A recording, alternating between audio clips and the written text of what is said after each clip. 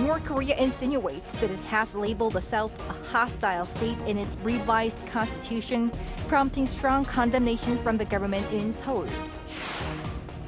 Korea's auto exports were up nearly 5% in September from the same month the previous year, reaching $5.5 billion, driven by rising demand for eco-friendly cars.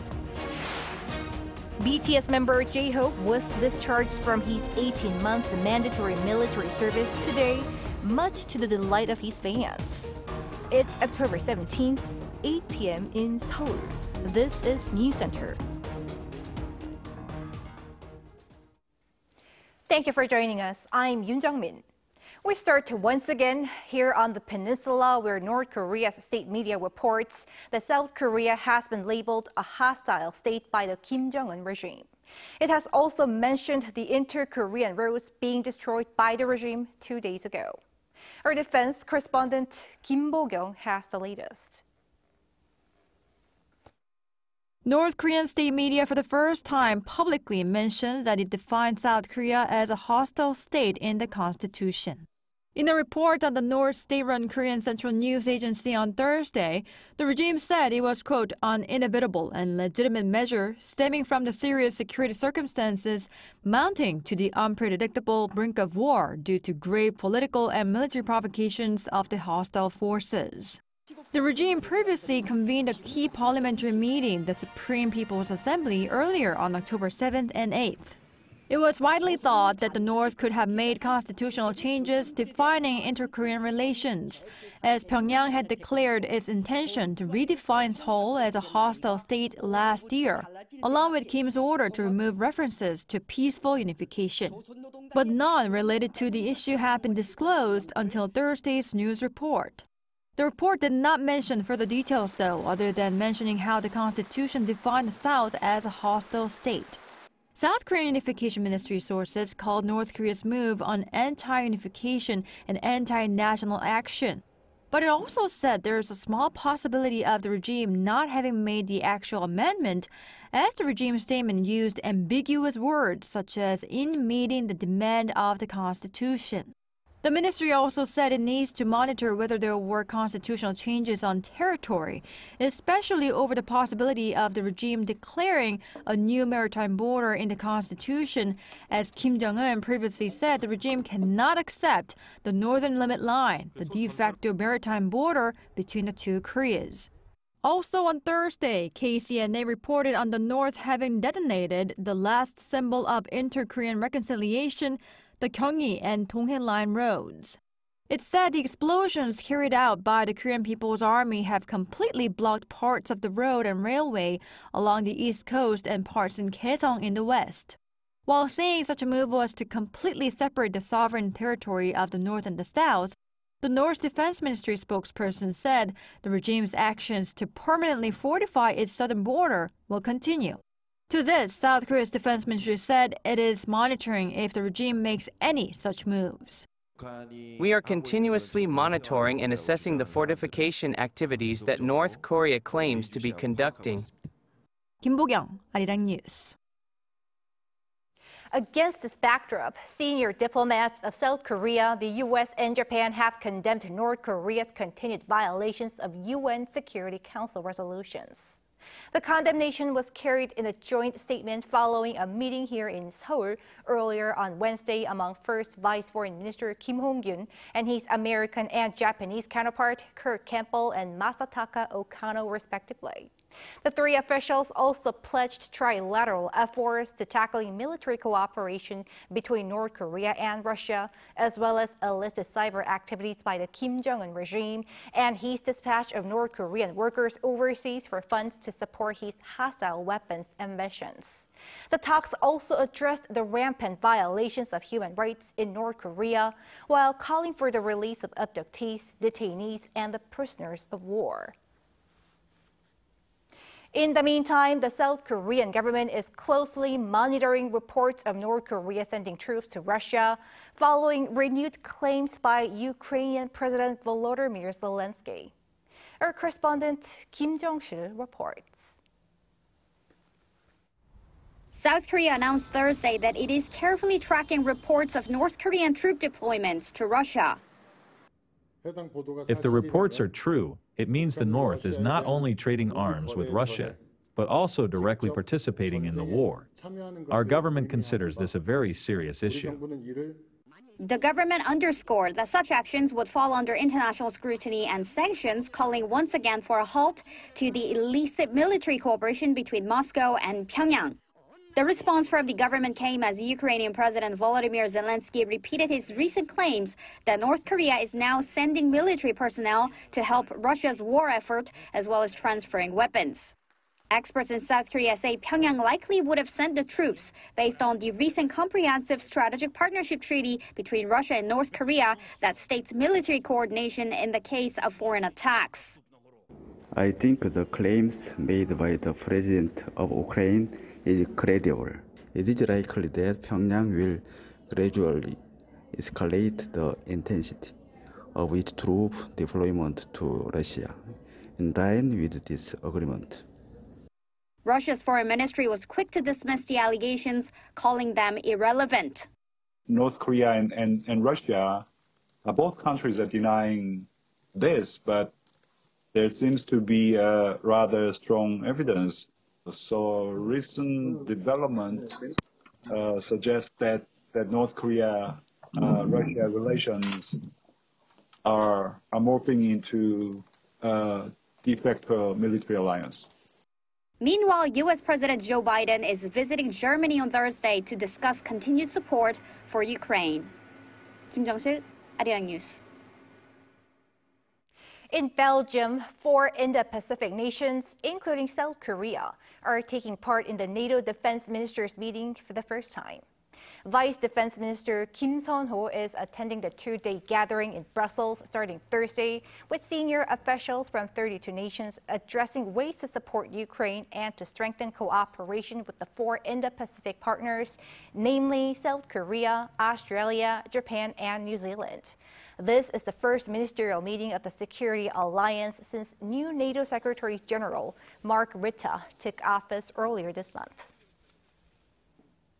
Over in the Middle East, the U.S. has fired multiple airstrikes against the Iran-backed Houthis in Yemen. Defense Secretary Lloyd Austin said the military on Wednesday U.S. time conducted precision strikes against 5 underground weapons storage facilities using B-2 stealth bombers. Austin said the Houthis have used the weapons in the storage to target civilian and military vessels throughout the region. The Houthis have also been attacking Israel with missiles in support of Hamas in Gaza. The Foreign Ministry in Seoul has voiced disappointment in response to reports of a ritual offering by Japanese Prime Minister Shigeru Ishiba to the Yasukuni Shrine in Tokyo, where Class A war criminals are honored. In a statement on this Thursday, the ministry called on Tokyo to face its history by taking responsible action.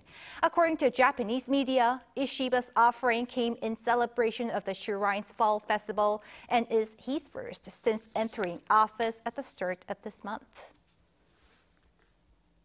In other news, Korea's auto exports rose almost 5% on-year in September, driven by global demand for eco-friendly cars. Our Lee Soo-jin has the details. South Korea's auto exports reached a new monthly high in September. Data released by the Ministry of Trade, Industry and Energy on Thursday showed that the value of car exports stood at $5.5 billion, surpassing the previous record of $5.2 billion set in September last year. This is also up 4.9% compared to September the previous year. The cumulative export value from January to September came to $52.9 billion, up 1.6% year-on-year, also record high for that period. The ministry said robust exports were mostly driven by high demand for eco-friendly vehicles and a recovery in outbound shipments from GM Korea, the country's third-largest automaker. The export value of eco-friendly vehicles rose 12.3% year-on-year to nearly $2 billion last month, recording a turnaround for the first time in 4 months. This was led by the value of outbound shipments of hybrid models such as Hyundai Motor Santa Fe and Tucson, as well as Kia's Carnival, surging more than 75%. And the export volume of GM Korea was also up 8.5% and 130% month-on-month, with more than 35,000 vehicles shipped last month.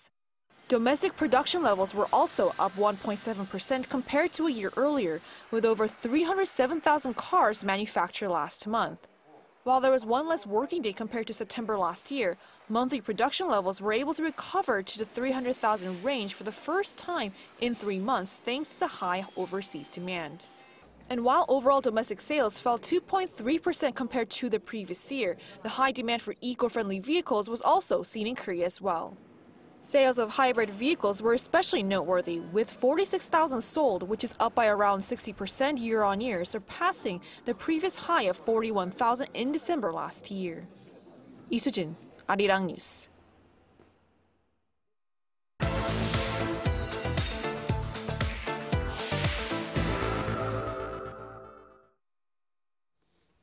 After years on the watch list, South Korea's government bonds will soon be included in the World Government Bond Index.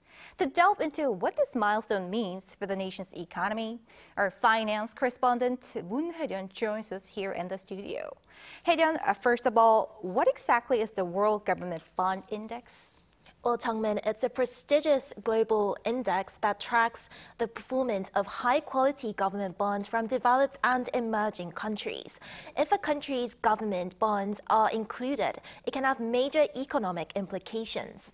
FTSE Russell announced last week that South Korea would be officially entering the ranks of its benchmark index starting November next year, after being placed on its watch list since 2022. To be included, strict criteria related to market quality, liquidity, and accessibility must be met, and there was speculation that Seoul would only be given the green light next year. The inclusion was therefore reported to be something of a surprise, but a number of reforms to increase accessibility to foreign investors tick the boxes needed for the FTSE to make its decision. South Korea already met the requirements for market size, but it extended its foreign exchange trading hours and simplified procedures for foreign investors earlier this year. So, Hae-ryun, being listed on the index could have major economic implications. What are they? So the government and analysts are anticipating a number of different economic benefits, but there are 3 that are being seen as particularly important. Following the announcement, President Yoon Suk-yeol spoke of the first, inflow of foreign capital. 이번 세계 국채 지수 편입으로 약 75조 원의 글로벌 투자 자금이 유입될 것으로 전망됩니다. 75 trillion won, around $55 billion isn't just a random number. It's been calculated by taking South Korea's 2.2% portion of the index that is linked with roughly $2.5 trillion of total capital. As the index is closely watched by major institutional investors, once a country's bonds are included, these funds are likely to buy them to ensure their portfolios match the index. And this influx of global investment is also expected to affect interest rates. Interest rates are expected to stabilize, reducing funding costs for people and businesses. Higher demand for bonds lowers yields as investors accept lower returns for stability. According to the Korea Institute of Finance, the inclusion in the WGBI is expected to lower government bond interest rates by about 0.2 to 0.6 percentage points through the influx of government bond funds. This has a trickle-down effect for corporate bonds too. As government bond yields fall, corporate bonds become more attractive, which in turn reduces funding costs for companies. Analysts also predict that greater stability in the foreign exchange market would come about. Korean currency markets, the won exchange rate tend to be volatile in part because the Korean won-dollar market is so small. This means that any large transactions can make the market volatile, so a larger market with more debt could stabilize the won's exchange rates. For example, research from the Korea Capital Market Institute has shown that countries included in the WGBI experience a definite currency appreciation against the dollar. Going forward, are there any other steps that South Korea needs to take before it officially joins the index? So, Changmin, there were expectations that the FTSE Russell would continue to keep South Korea on its watch list for the year due to the government's short-selling ban. So, short-selling or shorting is when investors trade with borrowed shares, and they do this in the hope that prices will fall later, so they can buy them back at a lower price and pocket the difference. The government placed a market-wide ban on short-selling last November as it prepared to develop a system to control illicit trading practices after the financial watchdog imposed record-high fines on 2 international investment banks. Initially, the ban was due to be lifted in June, but it was extended until March next year to test and establish an electronic system to prevent naked short-selling.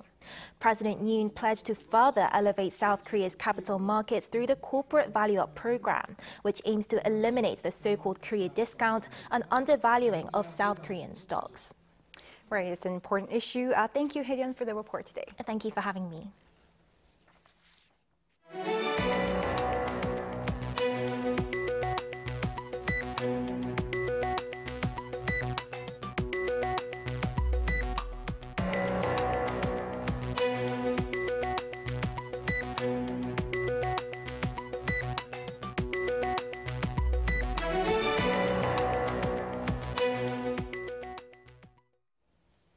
On the political front, the results of Wednesday's by-elections are out, with both the ruling and main opposition parties winning in their strongholds.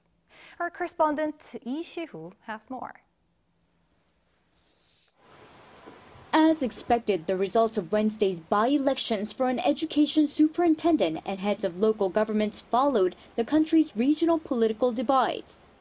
In what was the first voting since April's general election, the ruling People Power Party won 2 seats, one of which was in the traditionally conservative city of Busan, while the main opposition Democratic Party won 2 seats in the traditionally liberal province of Jeollanam-do and the Liberal Bloc won in Seoul. The PPP's Yoon Il-hyun won in Kimjeong-gu district in Busan and Park Yong-chol won in Gangwon County in the city of Incheon. The DP won in 2 counties in Jeollanam-do province, Jangse-il in Yeonggwang-gun and Joseong-rae in Gokseong-gun counties. The Liberal superintendent candidate Chung Kyun-sik took the majority in the capital. The final turnout for Seoul was 23.5%, while for the 4 districts and counties combined, it was 53.9%. In these by-elections, the strength and ability of the rival parties' new leaderships were put to the test. During the campaigns, PPP chairman Han Dong-un and DP chairman Lee Jae-myung put in special efforts to support their respective candidates, traveling often to the contested areas. With both parties safely securing seats in the expected regions, Han and Lee both remarked they will move forward with the support people have given them. Han said the people have given the PPP and the government a chance to change and renovate, and so that they will work hard to achieve such change, while Lee said they will respect the public sentiment and prevent the government from moving backward, and also lead in safeguarding the lives of the people. The election winners will take their post immediately and serve the remainder of the term through June 2026. Lee Si-hoo, Arirang News. The former commissioner of the Seoul Metropolitan Police Agency, Kim Kwang-ho, was found not guilty of negligence in his handling of the Itaewon disaster, which happened 2 years ago. The Seoul Western District Court ruled on Thursday that negligence by Kim in performing his duties was not proven. The court explained it was unlikely Kim could have specifically predicted the disaster and that a direct link between his actions and the tragedy was unclear. 2 other officials who were on duty the day of the disaster and accused of the same charge were also found not guilty. However, about 3 weeks ago, former chief of Yongsan Police Station in Seoul, Lee Im-jae, was found guilty of negligence.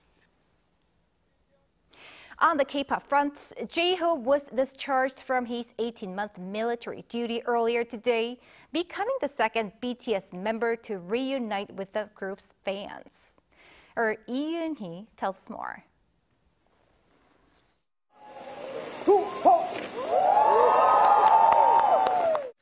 JHope is back. The main dancer of global K-pop sensation BTS has now completed his 18-month mandatory military service and was discharged on Thursday morning.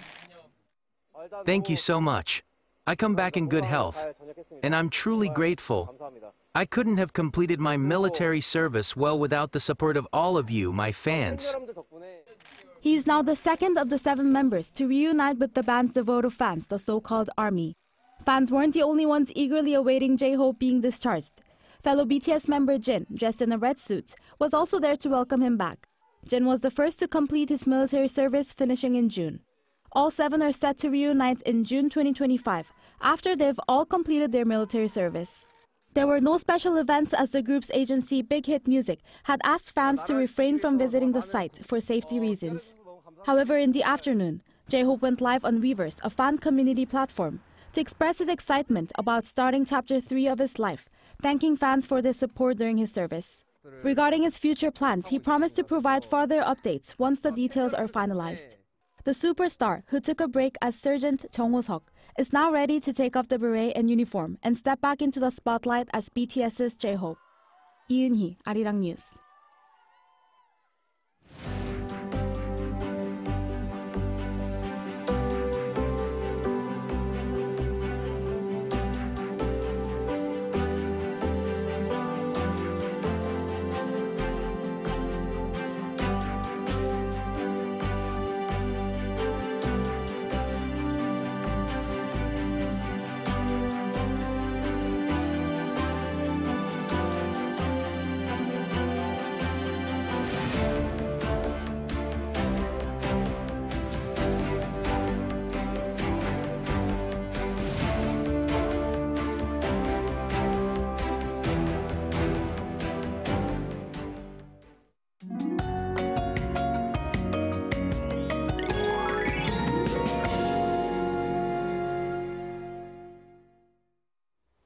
During the day, the warm autumn sun shined and the temperatures rose up to 26 degrees in Seoul today. However, the weather will get chilly as it rains. The daytime temperature in Seoul tomorrow will be 20 degrees, 6 degrees lower than today. Rain will start in Jeju tonight and will gradually expand to the southern parts of the country tomorrow morning and the central parts of the country in the afternoon. This rain will continue until Saturday. The expected amount of rainfall will be up to 100 millimeters on the east coast of Gangwon-do province, up to 80 on the other central and southern coastal areas, and up to 60 in the southern parts of the country. Tomorrow morning, Seoul, Daejeon, and Daegu will start off at 16 degrees. Highs will move up to 19 in Chuncheon, Gwangju and Gyeongju 24 degrees. On Sunday, as the temperature drops to the single digits in the morning in Seoul, the coldest weather this fall is expected. That's all for Korea. Here are the weather conditions around the world.